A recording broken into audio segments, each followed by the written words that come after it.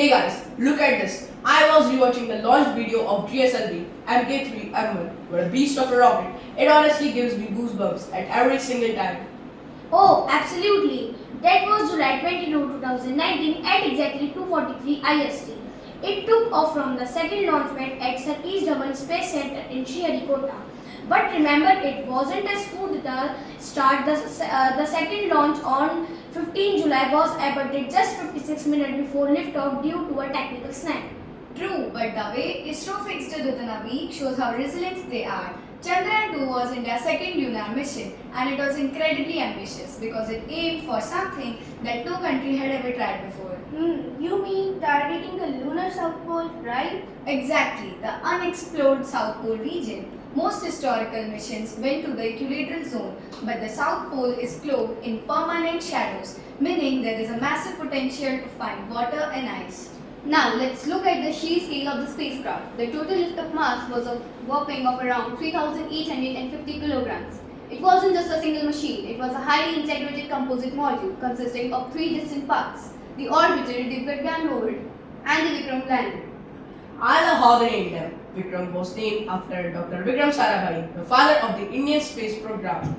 And Pragyan literally means wisdom in Sanskrit. Let's break down how it actually got there. Unlike NASA's Apollo mission that went straight to the moon, ISRO used an incredibly fuel-efficient path. The spacecraft performed a series of earthbound maneuvers to gradually raise its orbit trans-lunar injection on August 14. And then it traveled through the deep void of space for days. Yes, it reached the moon and performed the lunar orbit insertion on August 20, 2019, successfully sliding into circular polar orbit roughly 100 km above the surface. This is where the story gets incredibly interesting from a scientific perspective. While the entire country was expecting a historic soft landing on 7th of September, but things didn't go as planned. The Vikram lander, at about 2.1 kilometers above the surface, deviated from its path, lost communication, and landed hard. I still remember seeing K. Sivan, the ISRO chief back then, getting so emotional, and the Prime Minister Narendra Modi hugging him. It broke my heart. But you know what? We didn't fail.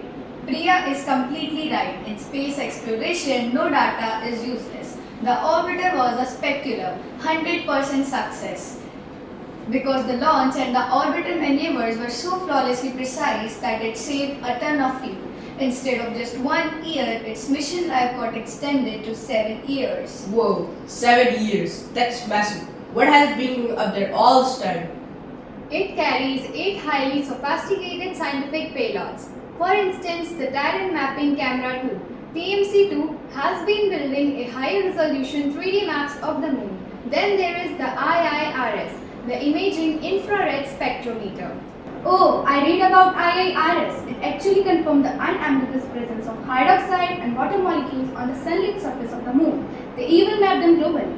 Preciously, and its class payload, the Large Area Soft X-ray Spectrometer, recently discovered and mapped an abundance of sodium in the lunar surface. It also detected argon-40 in the tenuous lunar exosphere. So, the orbiter acted as the guardian angel, silently sending back the gigabytes of groundbreaking planetary data to the Indian Space Science Data Center ISDC in Bangalore. Think of Chandrayaan 2 as the crucial stepping stone. It proved the technology of the rocket, the orbiter, and the complex algorithms. It laid the exact foundation that allowed Chandrayaan 3 to successfully pull off that historical soft landing later on. So, from an ancient delay on a launch pad in 2019 to unlocking the secrets of the moon's chemistry, India really proved its mettle. It costs around 970 crore altogether, which is significantly less than the budget of many Hollywood space movies. Talk about efficient engineering. It taught us that science isn't just about the final destination, it's about the relentless pursuit of knowledge despite hurdles. Well said. Chandrayaan 2 might have given us a moment of heartbreak, but its scientific legacy is permanently written in the stars. Come on guys, let's go finish our research. The moon is waiting now.